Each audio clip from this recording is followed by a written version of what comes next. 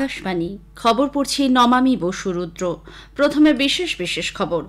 কেন্দ্রীয় মন্ত্রিসভা আবহাওয়া বান্ধব এবং জলবায়ু সহনশীল ভারত গড়ে তুলতে ২০০০ কোটি টাকার মিশন মৌসুমে ছাড়পত্র দিয়েছে।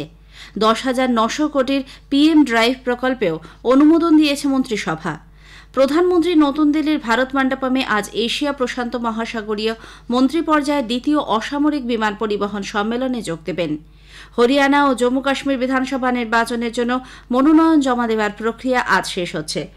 পশ্চিমবঙ্গ স্বাস্থ্য ভবনের সামনে অবস্থানে বসা জুনিয়র ডাক্তারদের সঙ্গে সরকারের আলোচনার প্রস্তাব এবং পাল্টা প্রস্তাব নিয়ে টানাপোড়েন চললেও আরজিকর কাণ্ড নিয়ে অচলাবস্থা কাটেনি। মার্কিন যুক্তরাষ্ট্রের প্রস্তাবের ওপর ভিত্তি করে কোনো নতুন পূর্ব শর্ত ছাড়াই হামাস সংঘর্ষ বিরতিতে সম্মত হয়েছে। এশীয় ক্রিকেট কাউন্সিল অনূর্ধ্ব-19 টি-20 এশিয়া কাপ আয়োজনের কথা ঘোষণা করেছে। আসছে বিস্তারিত খবরে। কেন্দ্রীয় মন্ত্রিসভা আবহাওয়া বান্ধব এবং জলবায়ু সহনশীল ভারত গড়ে তুলতে ২০০০ কোটি টাকা মিশন মৌসুমে ছাড়পত্র দিয়েছে। নতুন দিল্লিতে তথ্য ও সম্প্রচার মন্ত্রী অশ্বিনী বৈষ্ণব গতকাল জানান, ভূবিজ্ঞান মন্ত্রক এই মিশন মৌসুমকে বাস্তবায়িত করবে। এর ফলে ভারতের আবহাওয়া ও জলবায়ু বিজ্ঞান এই সংক্রান্ত গবেষণা এবং পরিষেবা আরও উন্নত হবে। সময় মতো সঠিক আরও নির্ভুল তথ্য পেতে এই মিশন সহায়ক হবে বলে মন্ত্রী জানান।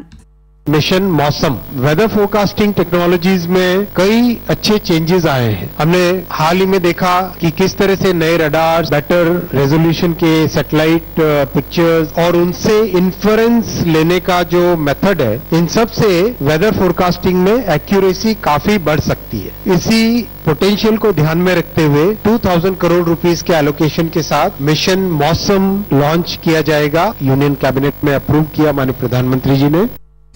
উল্লেখ্য, এই প্রকল্প কৃষিক্ষেত্র, বিপর্যয় মোকাবিলা, প্রতিরক্ষা, পরিবেশ, বিমান চলাচল, আবহাওয়া সম্পদ, শক্তি, পর্যটন, জাহাজ চলাচল এবং স্বাস্থ্যসহ একাধিক ক্ষেত্রে সাহায্য করবে।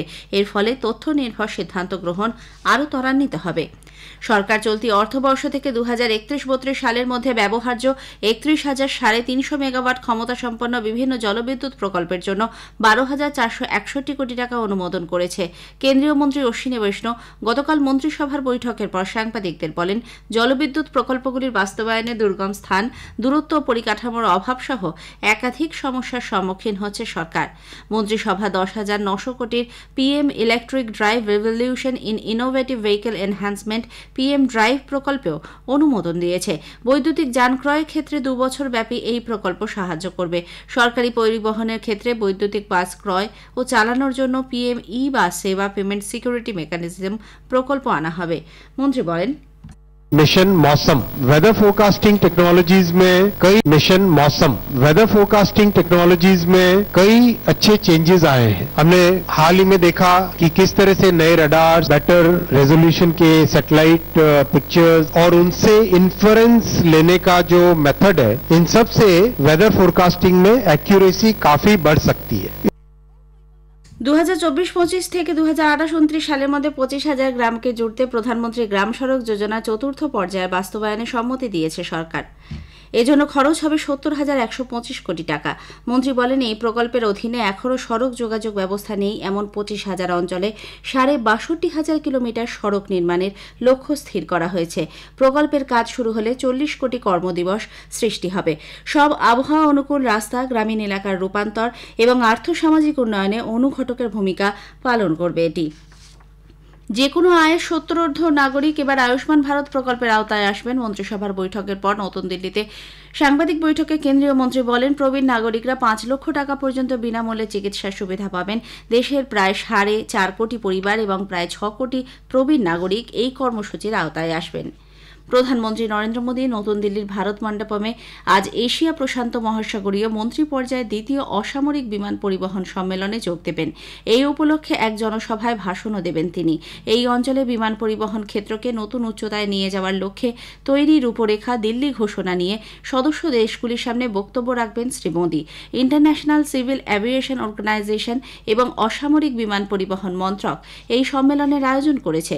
গতকাল অসামরিক উড়ান চলাচল মন্ত্রী রাম রামমোহন নাইডু এই সম্মেলনের উদ্বোধন করেন। মন্ত্রী পর্যায়ে সম্মেলনের চেয়ারম্যানও মনোনীত করা হয় তাকে। 2035 সালের মধ্যে বার্ষিক যাত্রী পরিবহনের সংখ্যা 350 কোটিতে নিয়ে যাওয়ার লক্ষ্যে এশিয়া প্রশান্ত মহাসাগরীয় উড়ান পরিকাঠামোতে কৌশলগত বিনিয়োগের আহ্বান জানান তিনি।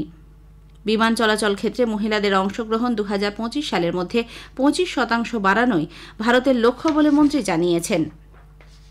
হরিয়ানা বিধানসভা নির্বাচনের জন্য মনোনয়নপত্র জমা দেবার প্রক্রিয়া আজ শেষ হচ্ছে।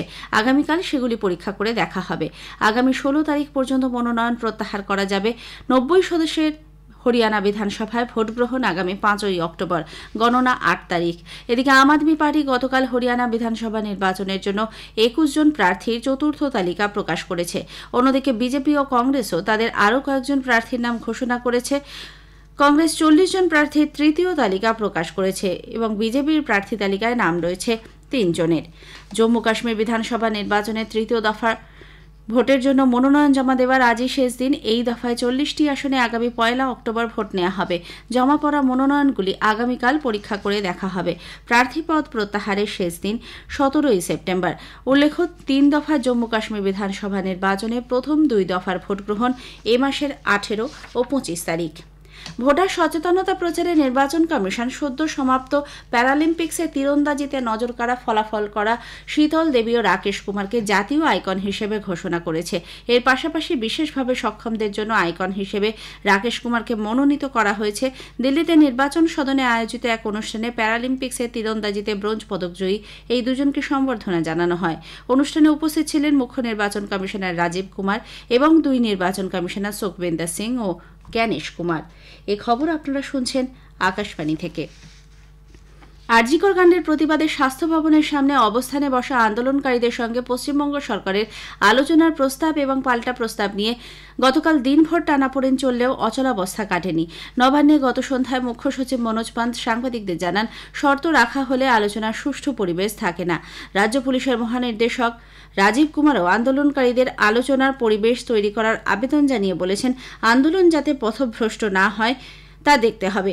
বৈঠকে উপস্থিত মন্ত্রী চন্দ্রিমা ভট্টাচার্য আন্দোলনকারীদের নানা শর্ত আরোপ করার পেছনে রাজনৈতিক অভিসন্ধি আছে বলে অভিযোগ করেন। এদিকে সরকারের তরফে সাংবাদিক বৈঠকের পরই জুনিয়র ডাক্তাররা জানিয়ে দেন, এই আন্দোলনে কোনো রাজনৈতিক রং নেই, তবে কোনটা শর্ত আর কোনটা আলোচনা সেটা আপেক্ষিক। স্বরাষ্ট্র মন্ত্রকের যুগ্ম সচিব অনিল সুব্রমণিয়ামের নেতৃত্বে 6 সদস্যের কেন্দ্রীয় দল গতকাল বন্যা কবলিত অন্ধ্রপ্রদেশের বিভিন্ন এলাকা পরিদর্শন করেন। গুন্টুর জেলার তাদেপল্লিতে রাজ্য বিপর্যয় মোকাবিলা কর্তৃপক্ষের সঙ্গে বৈঠক করেন তারা। এরপর 2টি দলে ভাগ হয়ে তারা গুন্টুর, বাপতালা ও কৃষ্ণা জেলার বন্যা বিধ্বস্ত এলাকা ঘুরে দেখেন। বৃষ্টি ও বন্যায় ক্ষতিগ্রস্ত তেলেঙ্গানার বিভিন্ন এলাকা গতকাল পরিদর্শন করেন 6 সদস্যের কেন্দ্রীয় দল। স্বরাষ্ট্র মন্ত্রকের যুগ্ম সচিব কর্নেল কীর্তি প্রতাপ সিং এর নেতৃত্বে সদস্যরা গতকাল হায়দ্রাবাদের রাজ্য সচিবালয়ে মুখ্য সচিব শান্তি কুমারী এবং রাজ্য সরকারের উচ্চপদস্থ আধিকারিকদের সঙ্গে কথা বলেন। উল্লেখ্য, ভারী বৃষ্টি ও বন্যায় তেলেঙ্গানায় 30 জনের মৃত্যু এবং 5,000 কোটি টাকারও বেশি সম্পত্তির ক্ষয়ক্ষতির খবর পাওয়া গেছে। মার্কিন যুক্তরাষ্ট্রের প্রস্তাবের ওপর ভিত্তি করে নতুন কোনো পূর্ব শর্ত ছাড়াই হামাস সংঘর্ষ বিরতিতে সম্মত হয়েছে। গতকাল কাতার এবং মিশরের মধ্যস্থতাকারীদের সঙ্গে এক আলোচনার পর হামাসের প্রতিনিধি দল গাজা ভূখণ্ডে সংঘর্ষ বিরতিতে সম্মত ইতিবাচক মনোভাব দেখিয়েছে। তাদের তরফে জারি করা এক বিবৃতিতে জানানো হয়েছে যে গাজা ভূখণ্ড থেকে ইসরায়েল সেনাবাহিনীকে পুরোপুরি সরিয়ে নিয়ে যেতে হবে। এর আগে ইসরায়েলের প্রতিরক্ষামন্ত্রী ইয়োভ গ্যালান্ট বলেছিলেন যে দেশের নিরাপত্তাকে বিঘ্নিত না করে অপহৃতদের মুক্তির জন্য তারা 6 সপ্তাহ ওই করিডোর ছেড়ে দিতে প্রস্তুত। মহিলা ক্রিকেটকে আরও উৎসাহিত করতে এশীয় ক্রিকেট কাউন্সিল অনূর্ধ্ব-19 টি-20 এশিয়া কাপের আয়োজনের কথা ঘোষণা করেছে। মালয়েশিয়ার কুয়ালালামপুরে পর্ষদের এক্সিকিউটিভ বোর্ড মিটিংয়ে এই সিদ্ধান্ত নেওয়া হয়। মহিলাদের অনূর্ধ্ব-19 বিশ্বকাপ প্রতিযোগিতার আগে এই টি-20 টুর্নামেন্ট প্রস্তুতিতে সাহায্য করবে বলে মনে করা হচ্ছে। 45তম ফিরি চেস অলিম্পিয়াড হাঙ্গেরির বুদাপেস্টে শুরু হয়েছে। ওপেন বিভাগে ভারত মরক্কোকে 4-0 পরাজিত করেছে। অন্যদিকে মহিলা বিভাগে ভারত জামাইকাকে 3-0 পয়েন্টে হারিয়ে দেয়। 12 দিনের এই প্রতিযোগিতায় 193টি দেশের 1800-এর বেশি খেলোয়াড় অংশ নিচ্ছে। শেষ করার আগে খবরের বিশেষ কিছু অংশ আরও একবার। কেন্দ্রীয় মন্ত্রিসভা আবহাওয়া বান্ধব এবং জলবায়ু সহনশীল ভারত গড়ে তুলতে ২০০০ কোটি টাকার মিশন মৌসুমে ছাড়পত্র দিয়েছে। ১০,৯০০ কোটি টাকার পিএম ড্রাইভ প্রকল্পে অনুমোদন দিয়েছে মন্ত্রিসভা। প্রধানমন্ত্রী নতুন দিল্লির ভারত মণ্ডপমে আজ এশিয়া প্রশান্ত মহাসাগরীয় মন্ত্রী পর্যায়ের দ্বিতীয় অসামরিক বিমান পরিবহন সম্মেলনে যোগ দেবেন। হরিয়ানা ও জম্মু কাশ্মীর বিধানসভা নির্বাচনের জন্য মনোনয়ন জমা দেবার আজই শেষ দিন। খবর শেষ হলো।